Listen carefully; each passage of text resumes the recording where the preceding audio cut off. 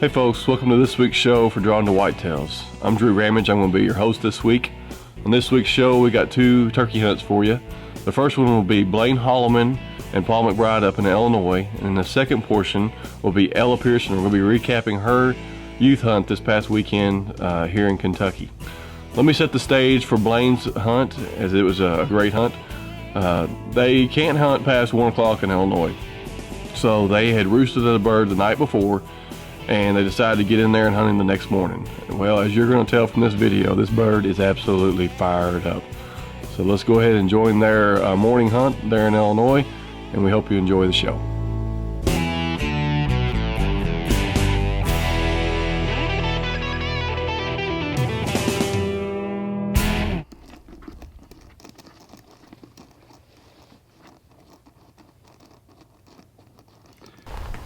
We put one to bed last night.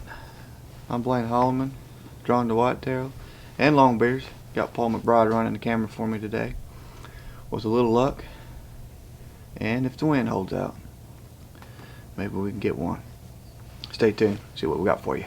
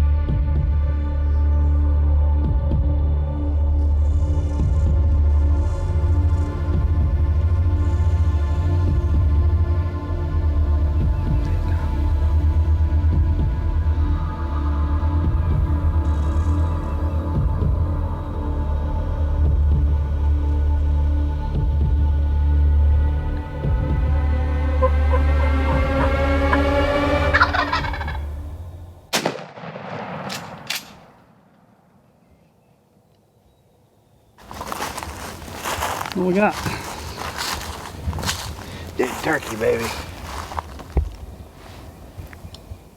Good paintbrush.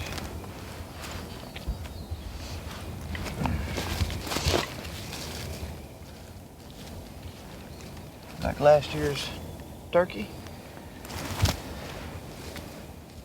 2-year-old. 2-year-old, yep.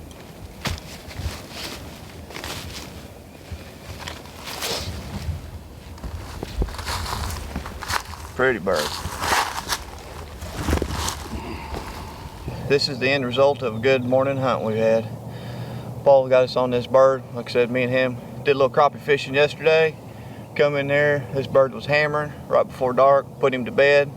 Paul knew exactly where he was going to be, and he called, like I said, called 2 places where he was going to fly down, and he sure enough, he went down right there where he said he was.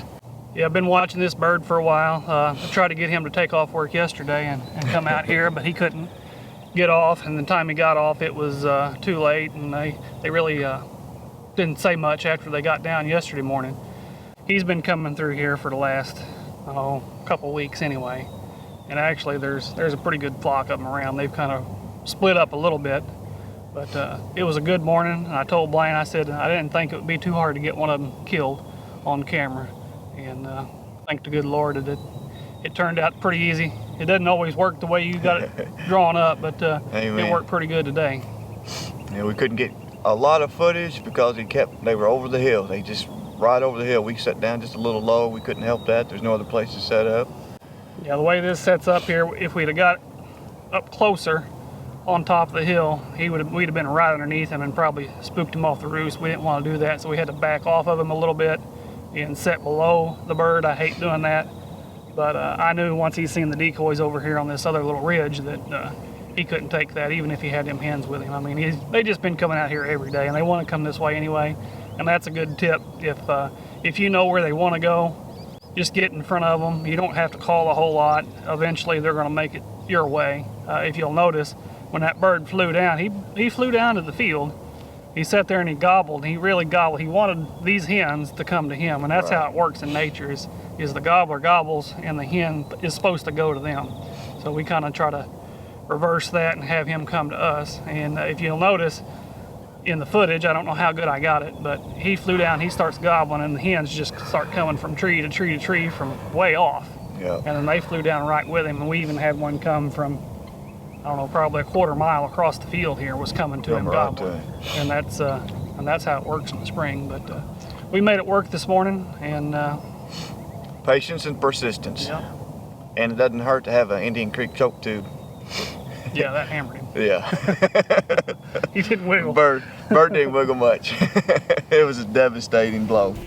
All right, folks, well, hope you like the show. Stay tuned with us. Hope we'll have more for you. Season never ends. This is the good thing about being a cameraman. I don't have to worry about cleaning. You gonna help me catch some crappie? That's right. I'll help catch them. Let's go get her done. Well, congratulations to Blaine on harvesting a great bird. What a great hunt, and thank you for sharing that with us.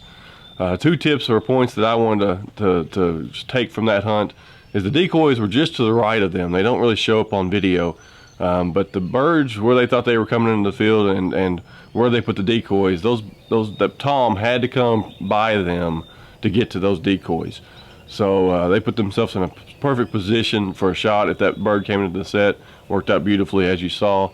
And the second thing is just don't disregard Tom's hearing or a turkey's hearing. I think right there when he's kind of getting close, Blaine wanted him to gobble, so he was kind of signaling to Paul to do a mouth call to make him gobble, and you kind of tell that bird's head went up and he could hear. So don't underestimate the hearing of a turkey. Now let's jump into the second portion of our show and recap Ella Pearson's hunt from the youth hunt last week. All right, it's Saturday morning, April the 2nd, Kentucky youth season. I just climbed into the truck. I'm going to meet my buddy Todd Pearson. I'm going to be tagging along with him and his daughter this morning, Ella. So stick with us. It's a beautiful morning. It's about 40 degrees, clear. I put one to bed last night, so let's go see what happens, see if this little girl can put a big gobbler on the ground. Get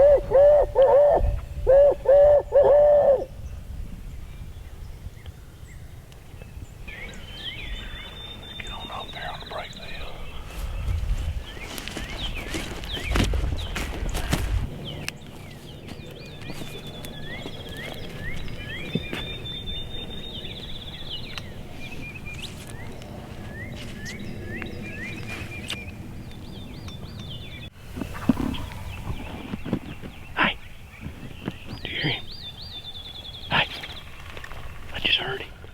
I just heard one right back down in there.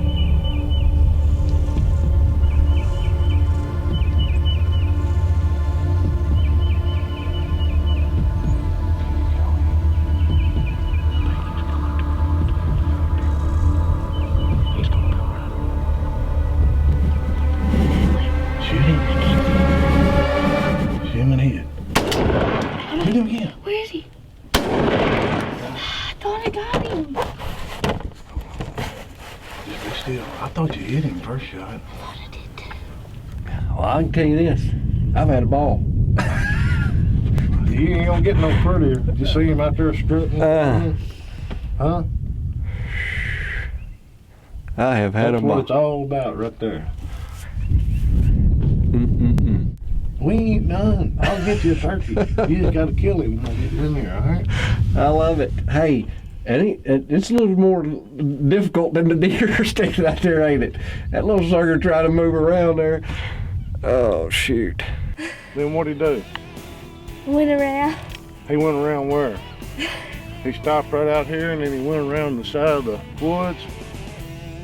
He wouldn't stay in front of the camera, would he? Nope. Then what'd he do? He went behind the blind And then I missed. and then then you took a shot, didn't you? And then I missed. And then you missed. That's all right. That's all right.